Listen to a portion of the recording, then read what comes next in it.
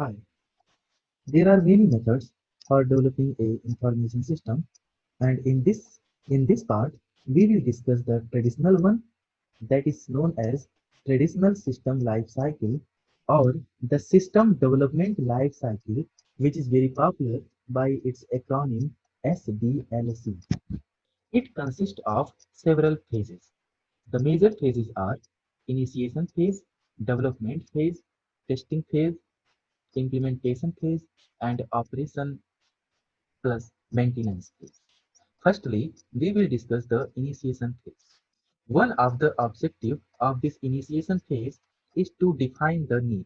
The need of information system development mostly arises from a problem or opportunity identified in the work system. Once we know the need or problem, we also can find the people who are going to use the developed information system are supposed to get affected from it. So those people are identified in the initiation phase. After identifying the need and the people, the initiator search the expected outcome or the functions produced by the information system. For that, he or she describes the tasks in the general terms. After that, he or she describes the steps in general terms. Knowing all these details can help the initiator to study the feasibility. So he studies the economic feasibility, technical feasibility, and organizational feasibility. In the economic feasibility, cost and benefit associated with the information system are analyzed. In the technical feasibility, available technical resources of human and machines are validated. Then detail about the organization like law, politics, hierarchy, etc. are discussed in the organizational feasibility. If the information system is feasible, then functional specifications are produced and it is discussed with both users and IS personals for approval and understanding purpose in order to avoid the error. This step plays a very significant role in the success of information system. Otherwise, an error may cause fatal as well as economical loss. Error in the initiation phase may make the information system to work on the computer but not on the actual plant, and hence may impose heavy economical loss to the organization. The development phase is a process in which the task identified in the initiation phase is transformed into hardware and programs so that the expected functional requirements are obtained from the information system. This phase gives exact description about two things. Firstly, what IS accomplishes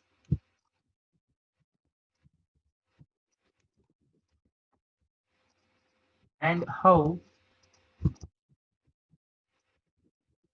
the computerized and manual task will be operated.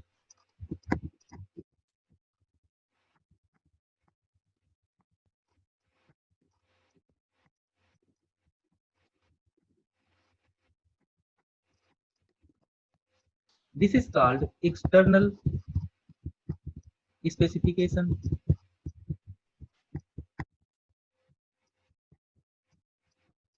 and this is called internal specification.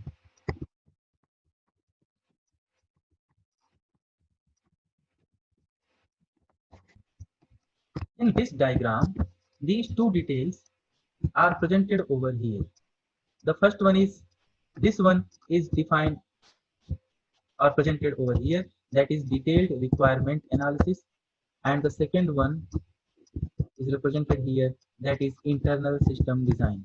So this detailed requirement analysis gives external specification explaining what information system will look like to a user, or what the information system will accomplish.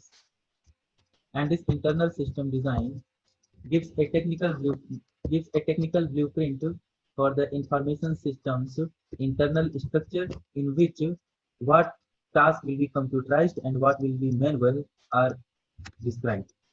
Based on the external and internal specifications, hardware are selected and installed.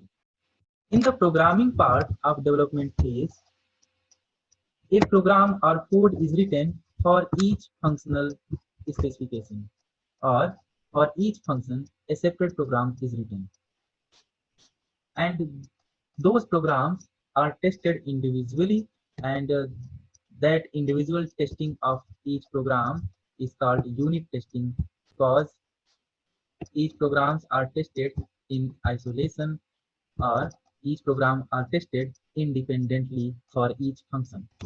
So along with all these steps of development phase, their details are documented in the documentation process, and this documentation contains user related information and information system programmer related information system.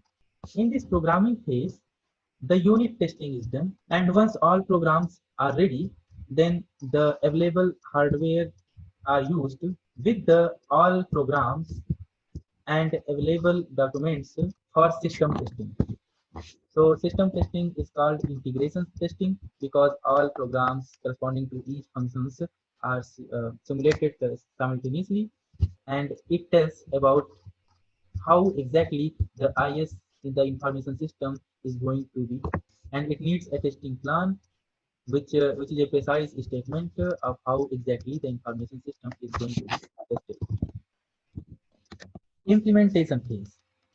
So this phase is initiated after the development phase, and from the development phase, we get the information system which operates properly on the computer. But in the implementation phase, this information system is put in operation in the actual operation or actual process. This implementation is done after implementation planning, which creates a plan for training, conversion, and acceptance testing. So what this training plan means, in this training, the user is trained for getting familiar with the information system.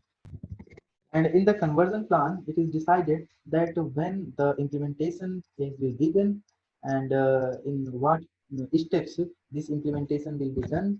So it decides the date, and it decides that what phased approach will be followed, like it will be run in the parallel with the existing system, or a pilot implementation will be done. That means a small segment of work system will be selected for the implementation, or whole the work system is going to be operated with this new information system. In the acceptance testing, the new information system is tested with respect to the expected functional specification. So it is tested by the users as it goes into the operation. Next is the post-implementation audit, and this audit is done when the information system has already spent several months operating in the work system, and it gives about the information system, that whether the information system has met its objectives, and this post-implementation audit also gives a future recommendation for any changes, operation and maintenance.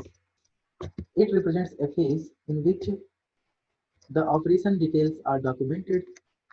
So this document records any bug report, any malfunction, and performance of the information system.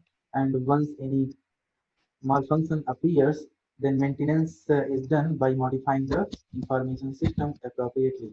What are some benefits and disadvantages of the traditional life cycle? So in the traditional life cycle, the deliverables are fixed in the initiation process itself.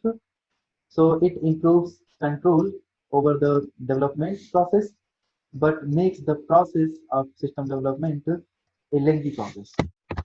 This fixed and specific deliverables makes it easier to monitor, and a corrective actions can be taken early and easily. This traditional life cycle or system development life cycle is the standard approach against which the other development methods of information system are compared. Thank you so much for your kind attention. In the next part, we will discuss some other methods of information system development.